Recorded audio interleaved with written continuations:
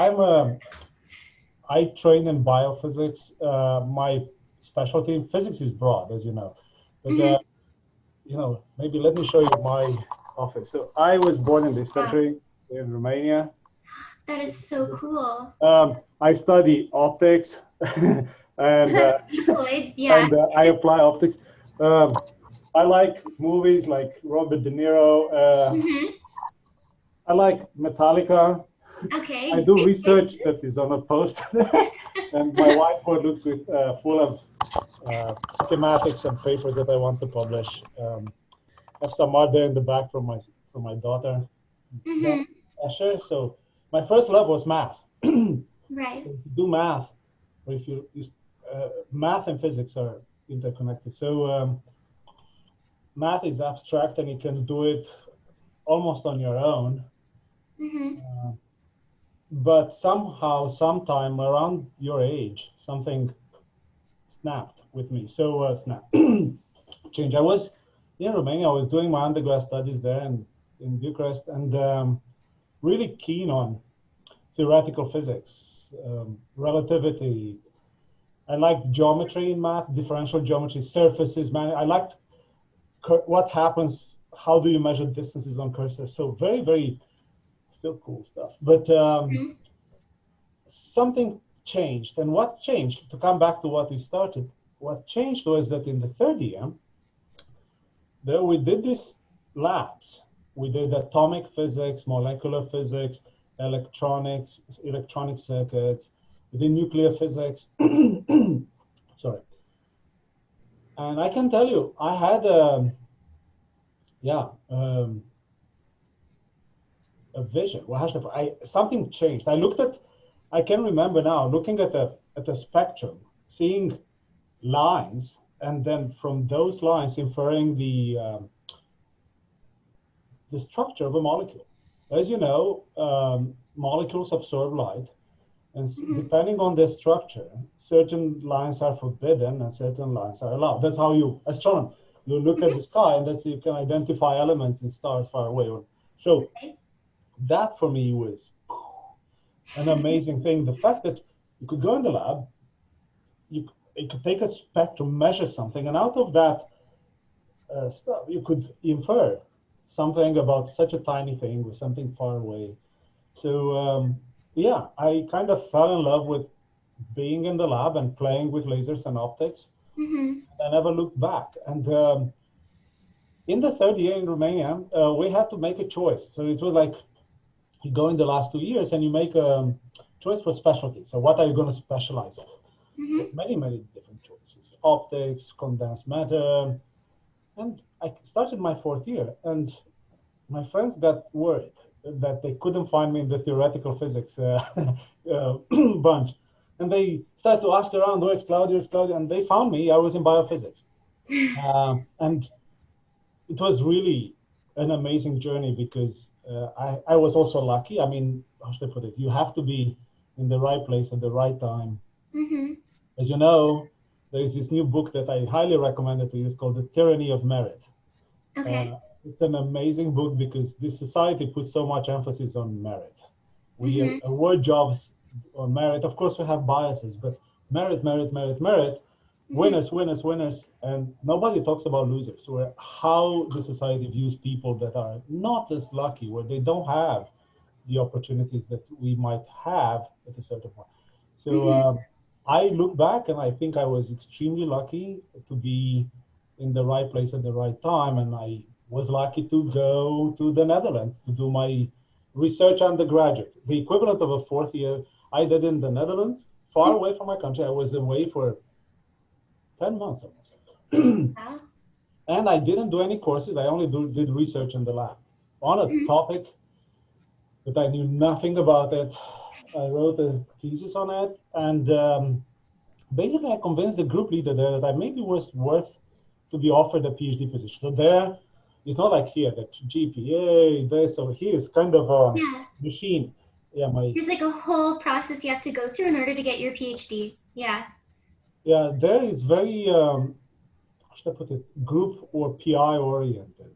It's like having a job. I had a job as a graduate student. I had 80% of my was a salary. You know, I was a researcher, and 20% I was in education. So I had to take some training, but not my graduate students. I have to take 6 courses. So having said that, my undergraduate was fairly significant, solid, 5 years. So the research I fell in love with right from the beginning, because again, from looking at those line spectrum, now being in the lab and burning holes through my jacket with the laser, and Oh my you god. know, That's a powerful laser. look like Star Wars, right? Exactly. So it was really, really an amazing journey. So I studied photosynthesis. I looked at what happens with light immediately after it's absorbed in the leaves of plants. Where does the energy go? How does it jump from one molecule? So you see, the molecule remained with me my entire life. I still look at molecules. So, but then I looked what happens with the energy conversion. Why is photosynthesis so efficient? How come that we get chemical energy out of light? And the process, you to study these very fast processes, you need really advanced lasers, like very fast. You see, the time there was a race, still is, femtosecond lasers. Now there are attoseconds, when you basically only have one, not even a full oscillation of the electromagnetic, so your pulse contains less than one full oscillation. So really, it's tough because as light travel, as you know, it gets dispersed. The front and the back, they get delayed. So it's really very difficult to keep your laser pulse short, because just like fast photography, if you want to look at something falling, you need a fast camera to be able to see. Right. Yeah. So if you want to look at photosynthesis and the events take place on a picosecond time scale or even faster, you need something that is about 10 times faster. So I learned to really operate and build sorry, instruments that were capable of producing such fast pulses, but also detecting changes in molecules that are on that scale. Again, you should never be happy with what you have. Yeah, that's another thing the society puts into. After 5 years of PhD, I said to myself, I really think biology is cool. I mean, biological systems. They're highly complex. They don't have the beauty, the crystalline beauty that my friends in condensed matter, they look at crystals, order things. They sample, they open a gas tank, they cool the gas, things happen, really cool things. Yeah. I like the complexity of biology, but then I said to myself, look, photosynthesis, it's a very narrow field. You basically, the chlorophyll, or the molecules in there, they're both the sensors and the ones doing the work. So if I want to study a protein like insulin or something involved in cancer, I need to zoom out a little bit and to change my method to move to a different, because it's very narrow when you use the light to interrogate, and the light is also the activator of the biological process. So I went on a different path. Then as a postdoc, I went first to Leiden University, one of the oldest in Europe, where I started I was still interested in photosynthesis, but I looked at scanning from near field. So these are techniques where you scan a tip over a surface, and you atomic force microscopy. You shine light on an FM tip, something weird happens like a lightning. So I explored different ways to look at molecular or biological systems. And I was again lucky that while I was a postdoc in Leiden, a guy from California came on sabbatical. So that's what I want to emphasize. I mean, the story, I'll try to close it soon because I have to come to UFTs. So I went from Romania to the Netherlands. From the Netherlands, I go all the way to California for the next 3 years. And I went there just because this guy from the national labs, by chance, chose to come for a sabbatical at Leiden University. He heard about this group doing single molecule imaging and spectroscopy, and at the national lab now they used to shoot lasers at the moon. They, let's do something different with our lasers. So let's see if we can apply it to biology. They had all these grandiose ideas. You know, don't get me started talking about national labs in the US. So I met David Chandler. So he was a chemist, and he convinced me like, hey, why don't you come and be a postdoc, apply for a postdoc at the National Labs? So I went to National Labs with the mission to try to refocus them more into the biological world, to use their immense arsenal of equipment. They have so much equipment there, so many lasers and microscopes. Wherever you turn, you see a machine that is $1 million or more. So, Oh my God. I was paralyzed. Every time I was going to work, I was like, where am I? Somebody pinch me. So it's good. I did certain interesting things there, but then comes the time, just once you grow up, that you feel like enough of this training. I need to basically be independent. Just like you want to go away from mom and dad, you have these pushes for independence throughout your life. So it comes a time when you say, enough. I'm well trained. I think I can do this. Am I fortunate enough to get an academic position? And I think this is the big question here. Only about a few percent of PhD students get an academic, and that's a huge gamble. Yeah. Somehow I was like a Swiss clock. I was always focused on this, and I know what people say, if you believe it, it will happen. Bullshit. That's not true. You need to be lucky again. So the principle of luck in your life comes back to you again. So I was happy in California. My son was born. It's a very interesting time. Then a friend that used to be in Amsterdam comes and visits, goes to a conference in San Francisco. I was near San Francisco. Says, hey, we have an opening in the University of Toronto. I wasn't looking at the job. Why don't you apply? So I said, okay, let me look at it. I applied. I came for an interview. And yes, I had 100% success rate. I got the job. Wow. That is so good. It's not typical, and I'm sorry to say, but yeah, that was 2006. So I started in this kind almost 15 years ago. It's I never taught before. You know, as I said, the system in the Netherlands or in Romania, we don't do TA. I learned how to communicate on the street. We don't do the kind of things that you do here in classes, that you're subjected almost obsessively to a presentation, this and that. It's middle school. You have to present the living there. Now, with us, you have to be smart, and if you solve the equations, you're fine. So that was the Superman complex. I'm good, so what? It's your problem that you don't understand.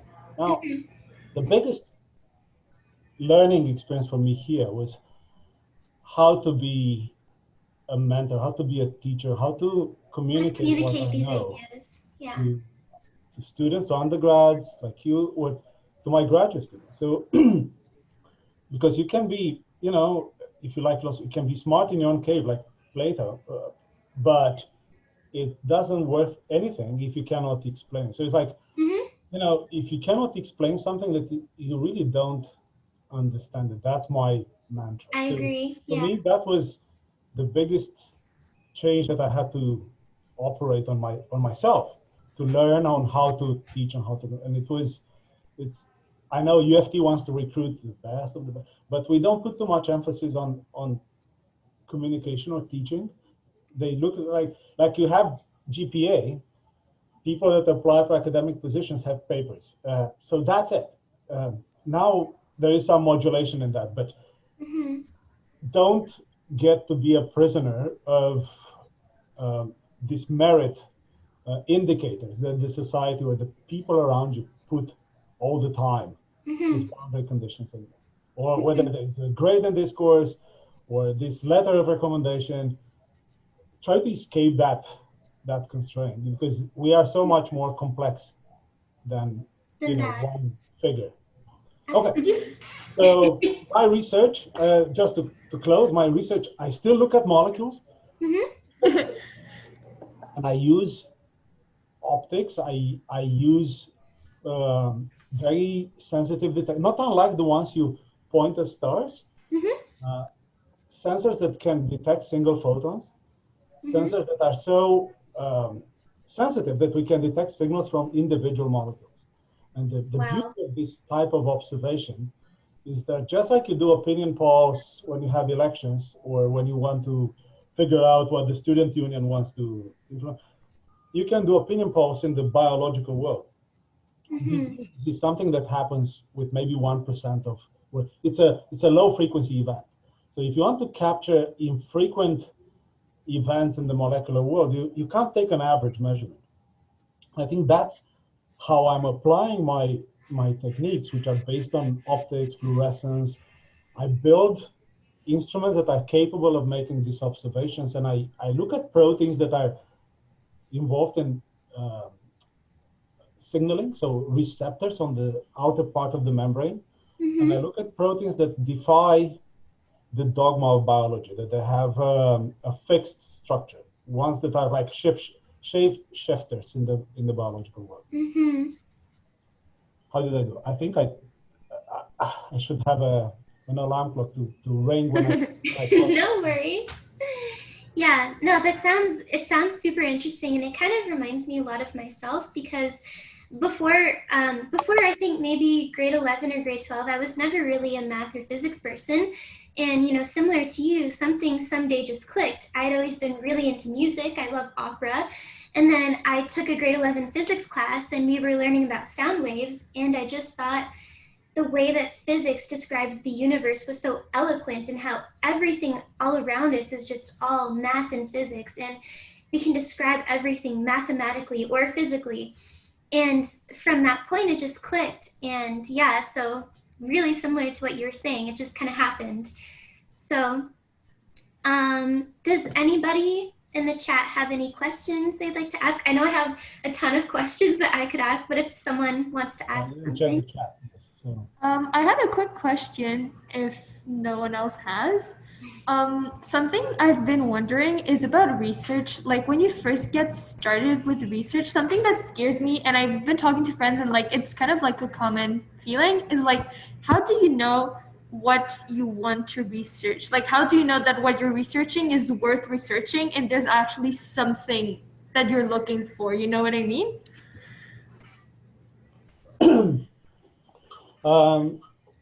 We don't do research in vacuum. So there is a, you start somewhere. So what I'm trying to say here is this. You won't make that decision on your own.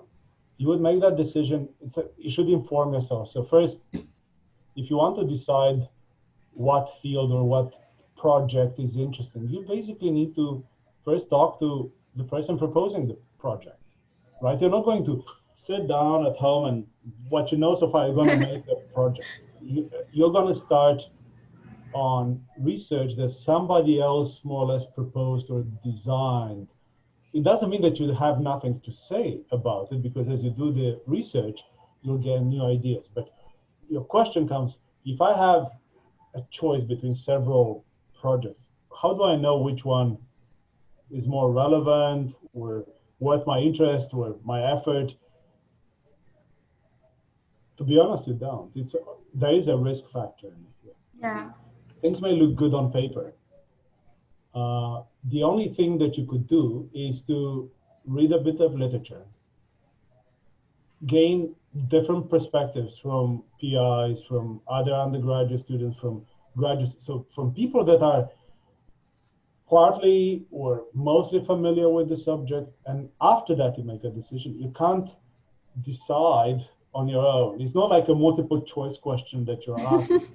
Choose between these five different.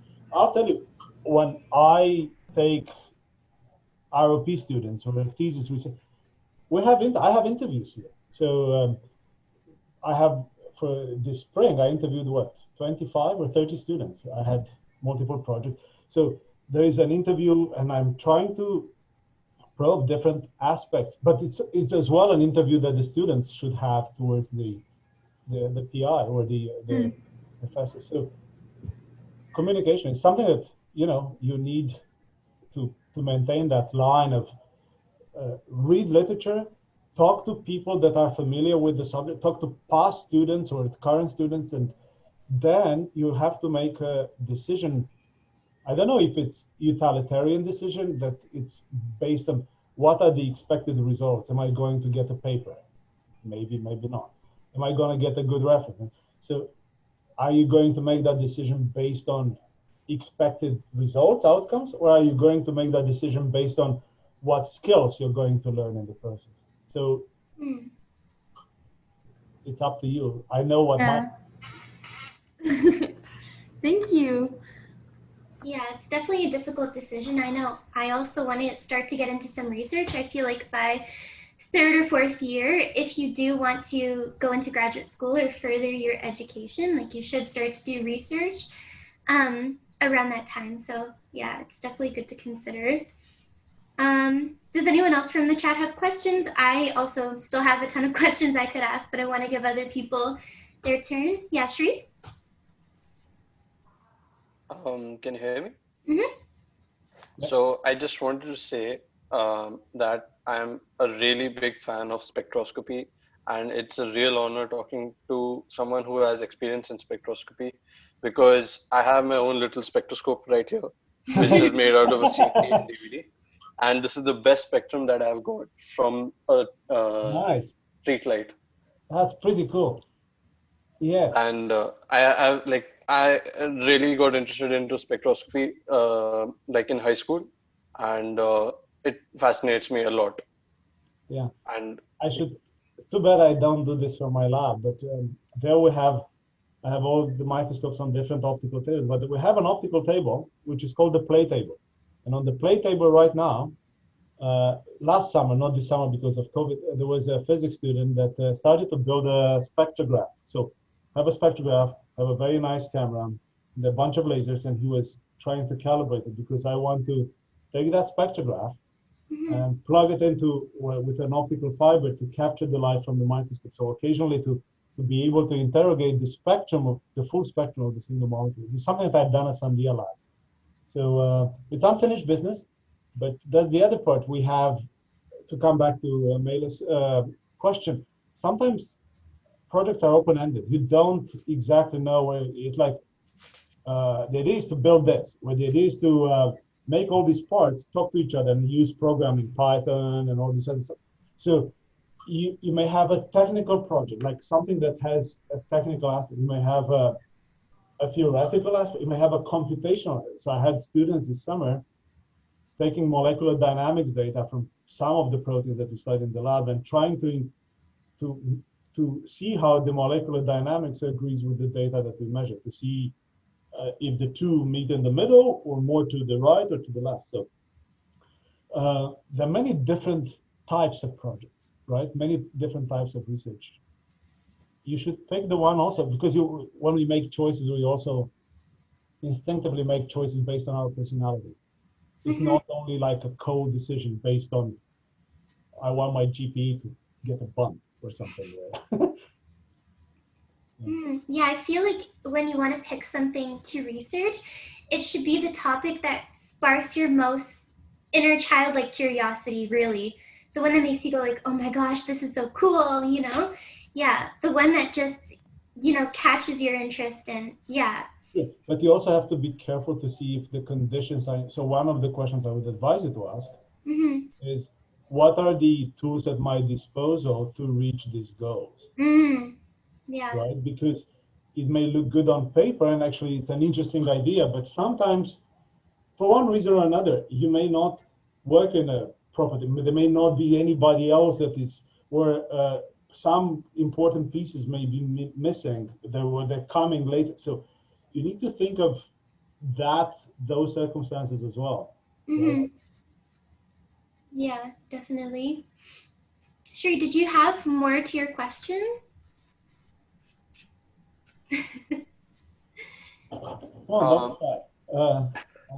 I just had another question. So you are researching in biophysics, like in a very broad sense, you're researching in biophysics. Then I had a very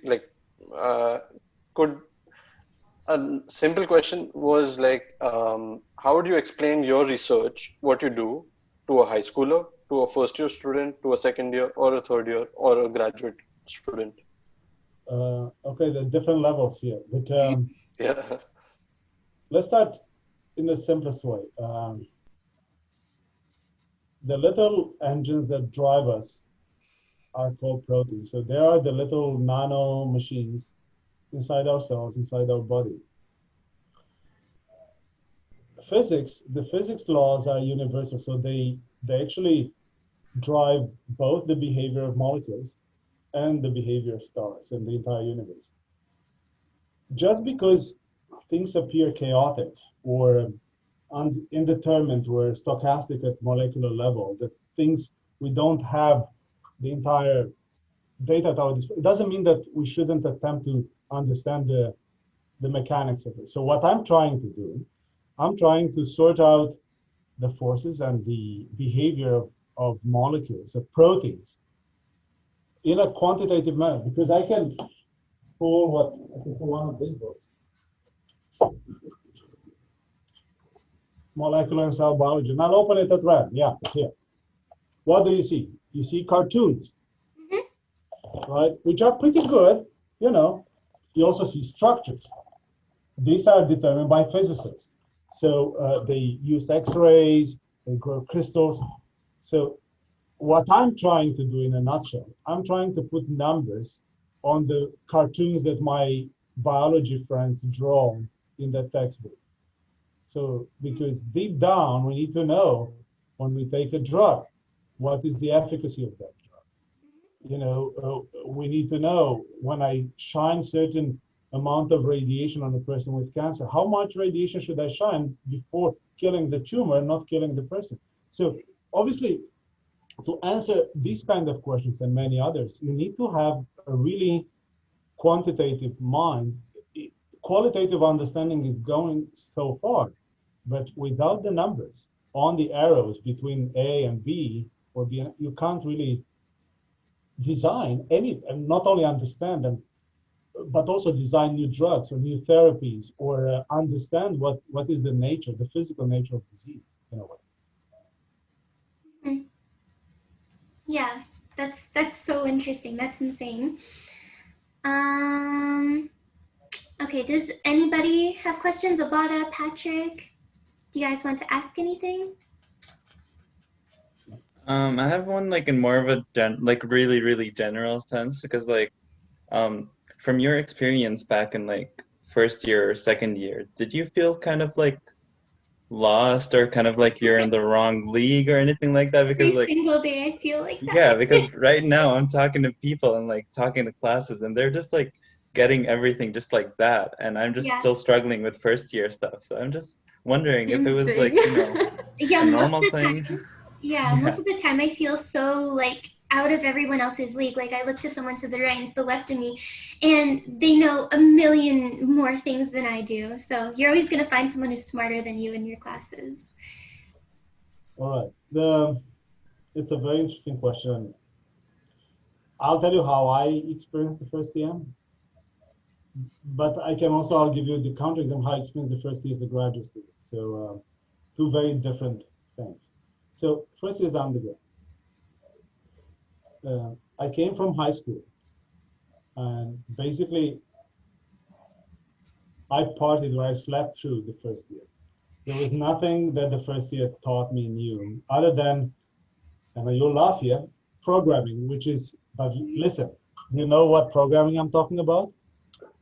It's not that your grandparents, you know, Fortran, the ones that you make the holes. Yes, I had a machine as big as my office, and I had to go with those, maybe half drunk in the morning, and put them, and then get an error later. So that was the only thing that I wouldn't say I learned, but it was new. I knew multivariate calculus, mechanics, like at the level that is higher than the first year. So it was a repetition that I saw, but it was because I had a very good high school teacher that pushed me. That's why I switched from math to physics in high school. And I went to these Olympiads and stuff. So I was ahead of the pack. But so yeah, for me, the first year was more about connections. So I made friends. I decided, and it was also the circumstance there that my country was going through a significant change from communism to savage capitalism. So the beginning of the 90s in Romania was, yeah, wow. So then what you do, you take refuge. So you take refuge into small groups of friends, just like you have a physics club, and you would stimulate each other. We basically self-taught each other all kind of math and physics. We learned very little from the teachers. I can count them on the fingers of one hand, good teachers that I had at university. So my first year was valuable from the perspective of being independent, being 300 kilometers away from my hometown, being self-sufficient, and learning how to create these connections with peers. Mhm.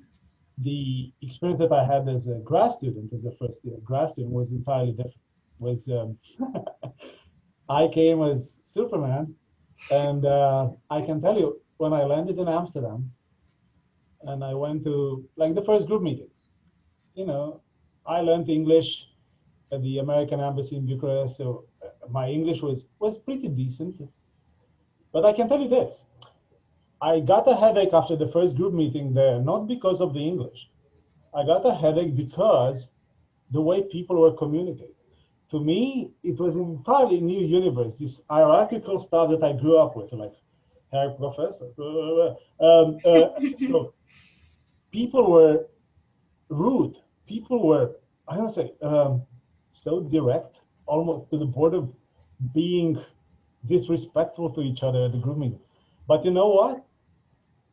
To me, that was a shock. What the hell? Where did I land? What's going on? So I got a headache because of the science and the way people are communicating. And to me, that was like an enormous shift, because I had to realize that group meetings, when you are critiquing or criticizing each other, that's what trains you best for presenting your data when you go to conferences. And that's what I do to my group meetings now. We're brutal. So I show them every corner of but the idea is that once you go and present your poster, or you go and give a presentation, throw the kitchen sink. I'm trained. So that's kind of different perspective. Both of them show things that I missed before, and I think your perspective, and I understand, I look at the students, and I have a son that is in high school, and I know that high school doesn't do enough to prepare you for university. University is, you're kind of free to manage and to see your own interest, and this lack of how should I put it, people telling you what to do all the time is liberating, but it's also frightening as hell. So Definitely. so I can't say I feel your pain, but I understand how different the experience is. The best you can do is remember that you, by default, are very resilient. Life will throw much more difficult stuff at you. This is not the most complicated thing that will happen. Out of, you need this tension. You need stuff to be challenging, because if it's easy, it's like me in the first year. I mean, I punch holes and I got this stupid machine.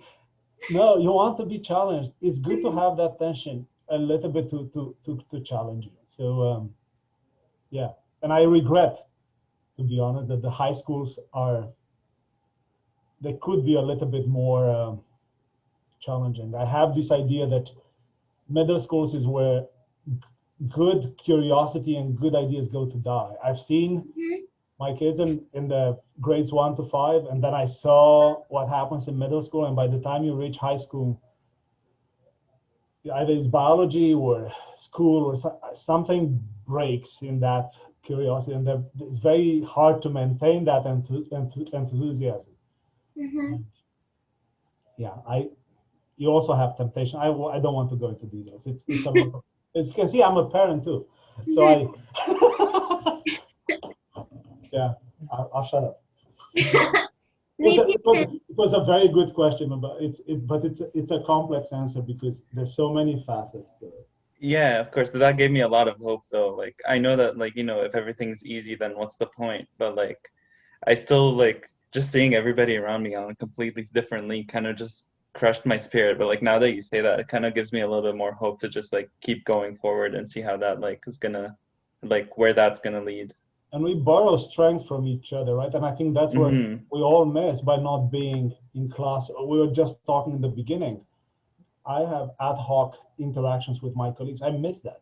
We don't have, so I can imagine for you guys it's the same, not having enough opportunities to kind of borrow strength or to reinforce each other's experiences. Yeah, we'll get through this eventually. Yeah, I think maybe for the whole high school thing, I feel like maybe what breaks for some people, I honestly just think it's the nature of high school and how high school is designed. Like, the social pressures, peer pressure, it's a hard time for everyone. So I just feel like the way our high school system is set up, maybe the classes themselves are interesting, but just the social aspects around high school just kind of make people disinterested in a lot of things, I don't have a solution about this, and I understand that it's a growth period. People develop, and you do need to pay attention not only to academics, but yeah, something is not quite optimal, and I see it again in students coming to university. But I wish there would be a little bit more grounded. It's not so. I don't think it's that difficult to offer them hands-on experience, to expose them to more challenges and to keep them engaged and curious, because look, we use all kinds of tech. It's all around us. You said you study astronomy. Venus, let's look at Venus. I saw Mars the other day from my bedroom, with my daughter with binoculars. Look at Mars is there, I mean, it's not so hard to keep a little flame alive. I completely agree. Yeah. And somehow when I say we as society, we, the teachers, we are failing. I think that's painful thing that I can say. Yeah, definitely. I think, some of my physics teachers in high school, the reason why I probably got so interested in physics were that they were the only ones out of my high school experience that actually cared about the way they were teaching us. So, my physics teacher, he would spend hours setting up these little homemade demos, like making his own motor and making his own speaker. And that was the only time I ever had a teacher that actually engaged us, which is why that sparked my curiosity in physics. You're absolutely right. I mean, passion is contagious. Just like boredom is contagious, the opposite is true as well. It's very hard to resist passion. It has to be, you have to be a sociopath, a psychopath, not to be to come along, right? It's very hard when somebody's smiling, when somebody's putting energy, not to come along for the journey, right? So if you see this interest already, then it's how are you going to keep the interest alive? I think that's so. Yeah. Also look for future choices. Now that you have the past to illuminate your experience, look for future choices as well. That's why I come back to close to communication. So look at people that can convey this sense of purpose or enthusiasm, or that they can still have this flame alive. Because when boredom sets in, you might as well call it death, because there is nothing. Exactly. Yeah. Right? That's exactly it. I'm not sure how much time you have. Do you maybe have time for one more question? I still have a little bit of time. I have to go to the lab to talk to my grad students, and there's an undergrad there that is starting work today, but I don't think they miss me. I mean, I can easily blame you and say, look, That's not true. But you should blame the physics club. Okay, yeah. Well, we'll take the blame. It's okay. I can take the blame if you want. It's okay. Exactly. He'll take the blame. It's all good. That's what makes you resilient, right? What doesn't kill you makes you stronger.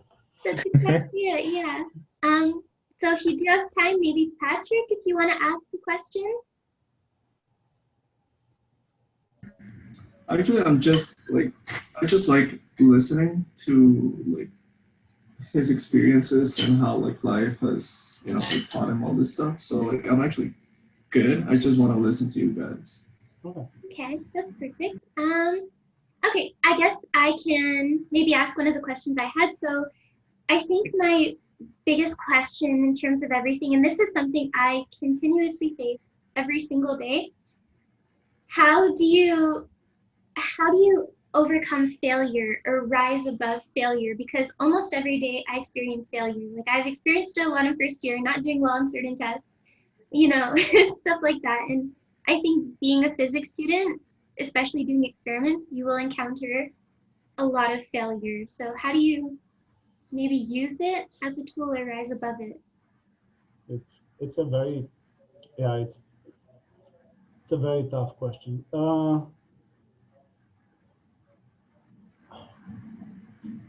Again, it comes back to the tyranny of merit.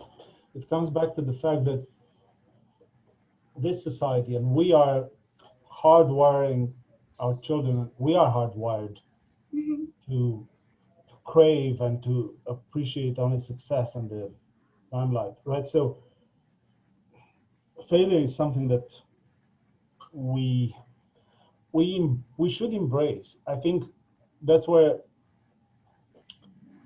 look, probabilistically speaking, you do something and you have, I wouldn't say 50-50, but you have a fairly decent chance of failure and not actually achieving what you wanted to do. Mm-hmm. What I would ask you to think, to spend a little bit of time coming to terms before you do something with the possibility of failure. I know it's hard to think in advance, like, hey, am I motivating myself to do this? I know I will fail. No, you don't know you will fail. But what you should know, you should accept the chance that this might not work. And you would be a little bit more calm and a little bit more accepting and forgiving yourself.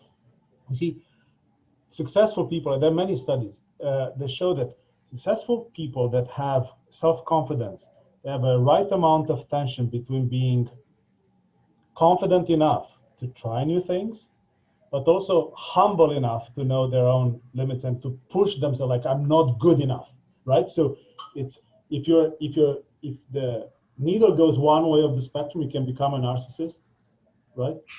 If it goes to the other end, you're paralyzed by fear.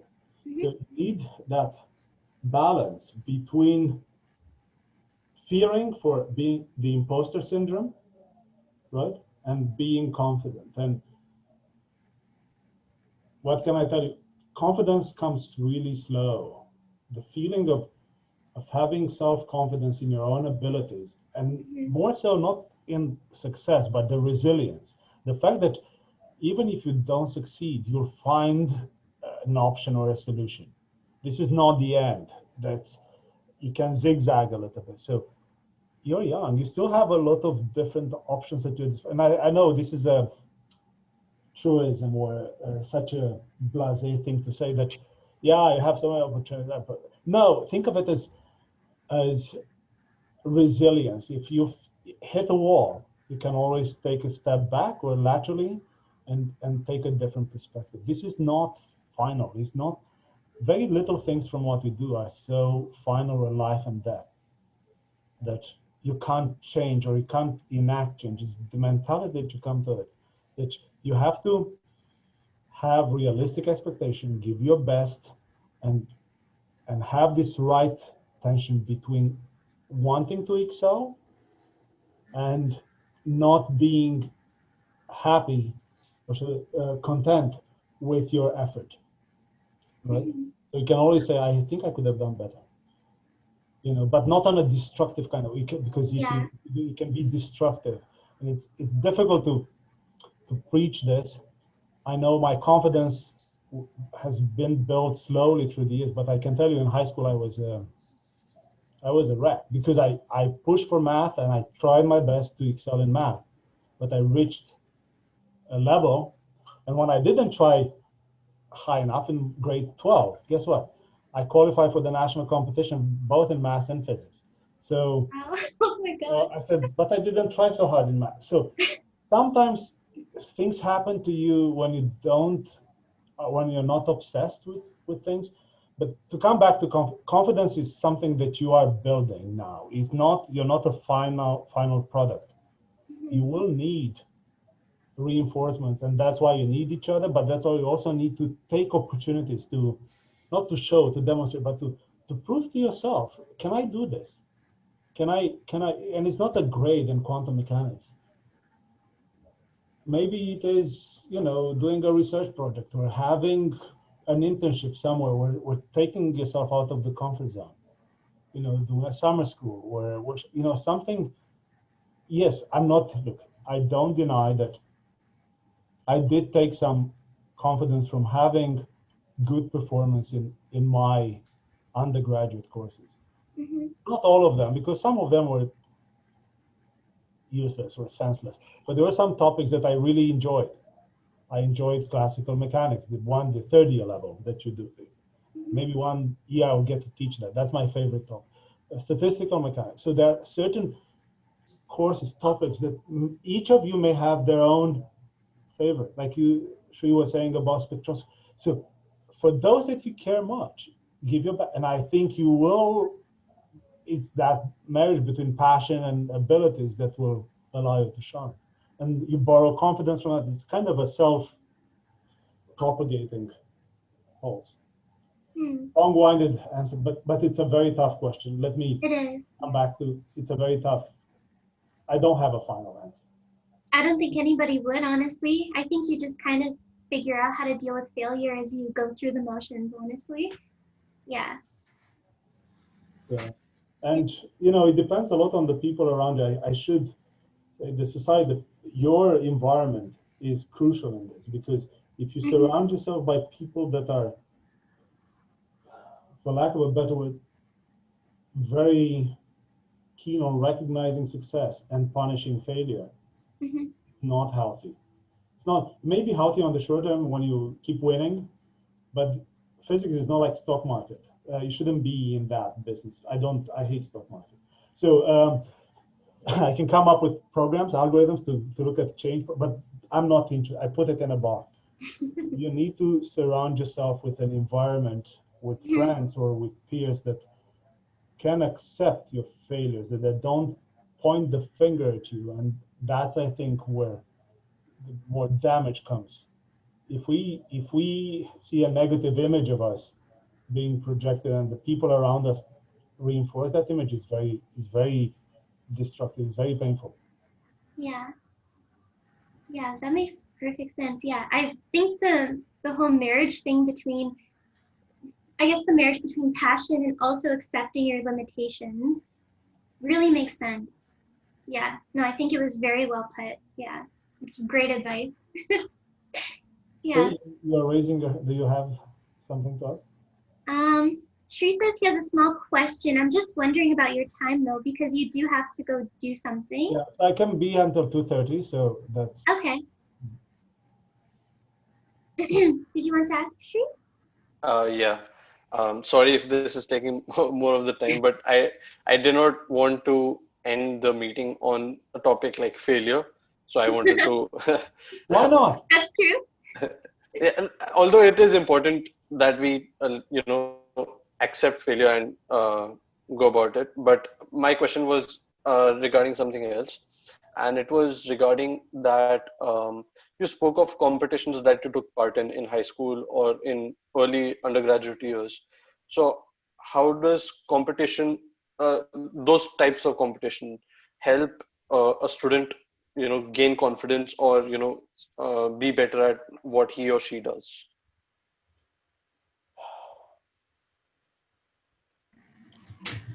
Again, a tough one. So I have pros and cons. I have more cons than pros. So how do I put this? I'll try to.